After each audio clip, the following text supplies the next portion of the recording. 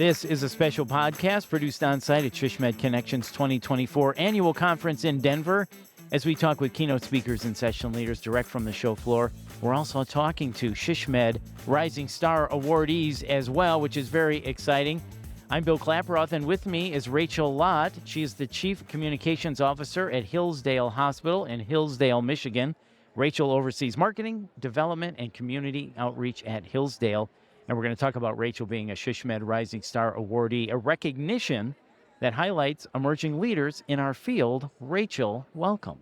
Thank you so much for having me. That was a beautiful introduction. Oh, well, you deserve a beautiful introduction. If you can just follow me around all day and Yes. just repeat that every time I meet somebody new, that'd be great. I am your new PR person. I love it. Does anybody have any questions for Rachel? Yes, you, sir, in the background. Yes, I'm happy to do that for you. I love it. It's all good. So, Rachel, can you share a bit about your journey into healthcare marketing and what led you to Hillsdale Hospital? Yeah, so it's funny. The first time I joined the healthcare world was back in 2013. I worked for a critical access hospital that was part of an academic health system in Indiana. We had just moved to the Midwest from Texas, my husband and I had never worked in healthcare before, and I was very intimidated, but I just jumped in with both feet and went after it, and I had kind of a patient experience, community outreach role that evolved into a marketing role. Prior to that, I had worked in K-12 education in marketing and PR. And then we moved a little further north to Northeast Indiana, and I worked for the Chamber and Economic Growth Council there for a couple years. And then I had a great experience, did some great work, but burned out really fast. So moved into some consulting for a little while and kind of slowed down. And then a friend of mine had posted on LinkedIn that she knew of a hospital in Southern Michigan that was looking for a marketing person. And I was like, oh, well, that sounds interesting. Let me kind of see what that's all about. And when I did the phone interview with my now boss, who's the CEO there, and he told me that they had just built a birthing center in 2013, they had a 10-bed psych unit, their hand hygiene compliance was 100%. I was like, you are lying to me. I thought this was an independent rural hospital. He's like, yes, it is. And I was like, you're supposed to be closing your birthing center. You're not supposed to have a psych unit still. And also, that's amazing with the hand hygiene scores, right? So things like that really just stood out to me about Hillsdale. And I was like, I have to see what this place is all about. And so I went up for an interview, and then that was in June of 2019. And here I am now 5 years later. I love it. And you're a rising star right now. That's love what it. they tell 5 me. years later. I love it. Wow, that's a really interesting, varied background that led you into healthcare marketing. Really interesting. Yeah, K-12 ed, community development, and economic development, and rural healthcare. Yeah, that's really cool. So what does the SHSMD Rising Star Award mean to you personally and professionally?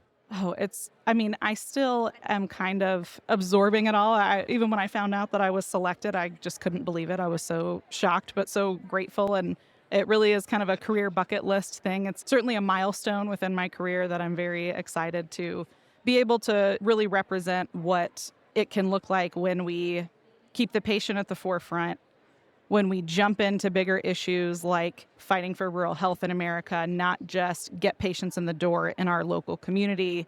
And that's a lot of, I think, what's unique about the work that I do and the work that we do at Hillsdale is that we're not just focused on our own local hospital. We know that the sustainability of rural health in America is critical, and we won't exist in the future if we don't support that effort too. So we've really worked hard to take a leadership role in that area as well. Yeah, so let's talk a little bit about some of that work. Can you share with us a campaign or initiative that you're specifically proud of? Yeah, so there's two. Let me just share briefly one because it relates to my answer on the previous question. Okay. And then I'll share the. So the first one is we started a podcast in 2020. I don't know what we were thinking in November of 2020, like we were going to start a podcast. If you hear the first 2 or 3 takes of the first episode, we're like slap happy because it was just craziness during that time. Yeah. But really, it's called Rural Health Rising, and it's all about the healthcare challenges, successes, and opportunities facing rural America.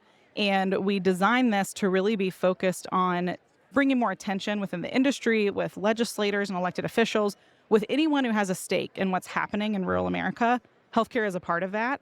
And so we wanted to be able to, from the perspective of a hospital that is in it and living it every day, bring different people in to have discussions with us about what's the experience like at their rural hospital. We've had people on from AHA, we've had congressmen, state Supreme Court justice, people from different companies that work in healthcare and really support healthcare organizations, really across the board, you name it. If it can be in any way tied to rural, we're having conversations about it on our podcast to really elevate and advance the cause of rural health in America. So different stakeholders other than a consumer audience. You're not talking about healthcare topics. Right. It's Very really an interesting. advocacy-focused sort of project. That's really cool. And that kind of ties into the governmental affairs part of my current role. But then when it comes to more of a traditional, what we think of as a marketing campaign, came time about 6-8 months ago that it was like, we have got to do some more patient testimonial videos. It's been a while since we've done them.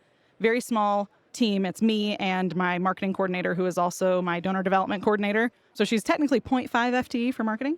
But it was like, we've got to do some patient testimonials. And the last set we had done were good, but I just wanted a different feel. And it had been a while since we'd done them.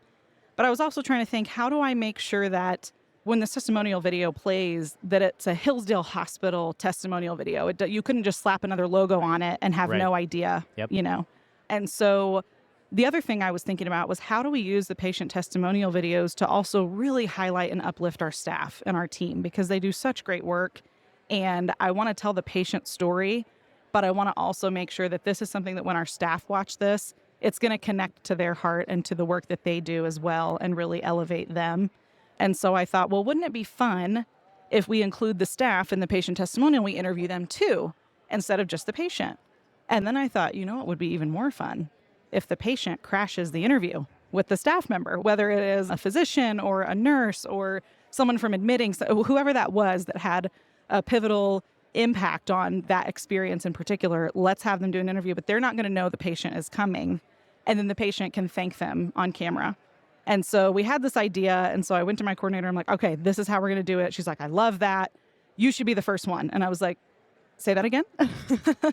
Because I'm very used to being a spokesperson for the hospital. Right. I talk all the time on our podcast. We do a 10-minute radio segment that is in the community on the local station every Friday. So I'm very used to that. But being the patient just feels very different, because I'm thinking, okay, I'm the marketing person. So now people are going to be like, oh, she put herself in a patient testimonial video, But my coordinator said that. Then my OB also sent me an email, totally unrelated, and had no idea what we were doing. She was like, hey, you should do a testimonial on your experience. And I was like, okay, because I had my younger son who just turned 1 a couple days ago at our hospital, and I had a severe hemorrhage, and they saved my life. Oh my God. And so it was pretty cool to be able to take what I am really proud of, that thought process and that idea of really highlighting the staff. Here's a way we can do it, connect the staff and the patient together again, but in a way that really helps the staff have that meaning and tie that to their work. And so we did, and we actually ended up publishing it just a couple days ago on my son's first birthday. How about that? Which was pretty cool. And it's got great feedback, but what really means the most to me is seeing my OB, Dr. Odell, comment on that and saying, your story alone is what makes it worth it. And seeing that it did have the impact I wanted it to have on her as the caregiver part of the video. And then also the nurses and the other people who were part of the team commenting and saying, oh my gosh, I remember that. It was I remember giving Tommy his first bath, Wow. Things like that really just, I was like, okay, we did it. That was the goal. Was to share the story, but to uplift the staff in the process. And it happened. Wow. I'm glad they saved your life. That's Yes, good. me too. That's a great story, though. And I love how you put yourself into it there, put yourself out there. And I'm sure that you've helped a lot of people. I'm glad. And I also now realize how cathartic and how healing that can be for the patient, because I was the patient in the story, whereas usually I'm on the other side of the camera talking to the patient about it. And so it just gives me a different, perspective and understanding of, we're asking the patient to really give us a gift by sharing their story.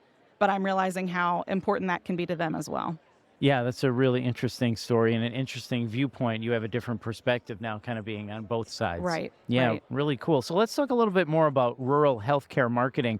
How do you see the future of rural healthcare evolving, especially in terms of communication strategies? Yeah, so I think what is really critical in rural communities is for the community to place the trust in their local hospital. The local hospital, of course, has to earn that trust, but when patients choose to use their local hospital, they're ensuring that that hospital is going to be there for, in Hillsdale, for example, another 107 years. Right. When they choose Hillsdale first. Our current kind of campaign is Hillsdale Strong, which was part of the pandemic, and then the continuation of that with our next campaign was Hillsdale Strong, Hillsdale First. But when you're in a rural community, the marketing and communications really needs to be tied around that relationship that the patients have with the hospital being the team, the staff, we're often caring for our neighbors, our family, our friends, people that we know and have a relationship with already, but we need them to trust us. So we have to earn that trust, but we also have to reinforce that with the marketing that we do. And something we kind of accidentally ended up doing that has, I think, been very successful is we ended up sort of creating this parasocial relationship between our leadership and the community, because during the pandemic, we had so many people at the very beginning in March of 2020 that were like, what is going on? We don't understand. There's misinformation all over Facebook and people are confused and like, what does this mean? What's even happening in Hillsdale? So we did a Facebook Live that was just going to be a Q&A. I moderated it, and then we had our infection control officer and then one of the nurses from the health department. And we did this live, and it had like over 10,000 views, 10,000 people watching it. And we were like, oh, okay, so clearly this is needed. People need this information. So we continued doing it, and we were just continuing to get great viewership on those. And so at one point we were doing like 3 a week during the pandemic, which was, now I think back, I'm like, I don't even know how we did that, but we did. Right. But in doing that, JJ and I, my CEO, we were hosting those. And sometimes we would have someone clinical come in or someone from a different part of the hospital come in. But in those days, it was a lot about just like kind of updating and going through what's going on right now. And we didn't have the time to be super polished or super prepared. So it was very conversational. It was very relaxed. We were just like, okay, I pulled the data. Here's my sheet that I just pulled, 5 minutes ago. Let's walk in, turn the camera on, and here we go. We're talking to the community. So maybe not necessarily that particular tactic, but to think about how do you help your community feel that affinity for your organization? Because when I started at Hillsdale in 2019, we saw a lot of the social media comments negative toward the hospital. And today, when we see those, we typically see 10 or 15 in response defending us that are not our staff. Yeah. It's our patients. Right. And that really, I think, is a great litmus test to show we've turned the relationship around that the community had with the hospital. And when you have your patients not just telling their story and their experience, but advocating for you and defending you and being in your corner, that's the ultimate relationship you can have with your community when you're in a rural area. Yeah. So as you say, when you have your patients advocating for you, that's the best testimonial you can have. Absolutely. Yeah. And I love the Facebook Live in the middle of the pandemic. People, because there was a lot of misinformation, disinformation. So you, by doing that, saying, hey, you can trust this. You're hearing it from a trusted source, your local hospital. These are experts. Listen to them. Right. Not what somebody is saying. And on also, social media. these are the numbers here. These are how many positives we have right now. This is how many people are in the hospital. We were able to help people understand what's the magnitude in their local community now so that they can make decisions for themselves and their family based on local information. Right. So let me ask you this. Going back to the awardee, how has SHSMD, we're at SHSMD Connections 2024 here in Denver, how has SHSMD been pivotal or instrumental in your career development? Yeah, so I started at Hillsdale in June of 2019. Yeah. And then just a couple months later, went to my first SHSMD Connections conference, which was great. And I loved it and I learned so much. Actually, I did one of the pre-conference session for healthcare marketing plans that work. Highly recommend. It's still available in one way or another through SHSMD. But one of the speakers there was Suzanne Hendry, who is with Renown Health, and she's also on the board of SHSMD. And so I, learned from her in that session. And then when I got back to Hillsdale a couple months later, I called her out of the blue and I said, hey, so I was in that session you did. And we are looking at doing a rebrand. And you talked about your experience doing a rebrand at Renown. Can you come and talk to us? I'm going to do a branding summit with our management team. Can you come kind of be our keynote speaker for that? And she was like, oh, I would love to. And I was like, you would? Okay, great. And so she, through that process, became a mentor of mine over the last 5 years. So that one connection has made a huge difference. But being part of the by the numbers steering committee for the benchmarking survey that we do with SHSMD has been a great experience, especially for the small rurals. We need more and more participation with that. So we have better and better data to benchmark against and more organizations that are even closer to us to be able to look at that data. That has been the reason I was able to increase the FTEs in my department from 1, being myself, to 2. But also, I've been able to increase our marketing budget by 83% over 5 years. And having that data to back up, like, hey, we're not spending enough here, or we need to be able to do X, Y, Z to remain competitive. This is what it's going to cost. if we look at what other people are spending, this is not out of the norm or unreasonable. So it made it easier for me to advocate for those changes that we needed to be able to be as successful as we could. Yeah, and I like how you said that connection was really important to you. One connection really can make a huge Oh, absolutely. difference. Yes. I was just texting her last night. So she wasn't able to make it here because she's working on Baxter fluid shortage stuff out there. But yeah, she's amazing. Well, that's the value of conferences like this. The people Yes. that you meet and you can network with, and you can find mentors. Right. And eventually, you'll be mentoring somebody as well. And in rural, you sometimes feel like you're on an island a little bit, and there's no one else, or there's maybe one or two other people in your organization that do anything close to what you do. So you can feel kind of alone sometimes in your work, just when you get very specific to the work you're doing. Right. So to build those relationships with marketing professionals across the country, you have people you can text or you can call and say, hey, what are you guys doing with this? And how did you handle it? Because we're coming up on that and I'm kind of at a loss, So you have those relationships and just the moral support of knowing other people that are in it and doing what you're doing that you can be connected to. Yeah. So what advice would you have for up and coming healthcare marketers? How can they become a SHSMD Rising Star Award winner? Yeah, I would say within your organization, be bold and don't be afraid to ask questions. Some of the best conversations and eventual projects or strategies that I have been a part of have been because I am too curious for my own good sometimes, but I'm never afraid to ask questions in meetings, even if it sounds like it's something to everyone else is like, oh, well, yeah, we totally know what this is. And it's not, they have no curiosity about it because they're used to it and they do it all the time. I'm the one that's like, wait, why do we have to do that? Can't we do this instead? And that has really had a big impact on the work we've done operationally as an organization, but also from a marketing and communications perspective, how we're talking about the work that we're doing with our patients and community. I love that. So be bold and ask questions. Yes. Yeah. That's great advice. And then within the industry, participate in SHSMD. Yeah. Find a mentor. There's a mentorship program with SHSMD and come to Connections. This is my first one coming back since 2019 because between pandemic and having babies and all kinds of things, I'm back and not just participating online. So yeah, well, that's great advice. So thank you so much for stopping by our podcast booth today, Rachel. We appreciate it. Thank you again. Thank you so much for having me. You bet. Once again, that is Rachel Lott, and we hope you enjoyed SHSMD Connections 2024. If you were unable to attend, you can access the presentation recordings at shsmed.com. And if you found this podcast helpful, and come on, how could you not? Please share it on your social channels and please subscribe so you get every episode chock full of great healthcare marketers like Rachel, topics and solutions as well. And to access that podcast library, visit shsmed.org/podcasts. Thanks for listening.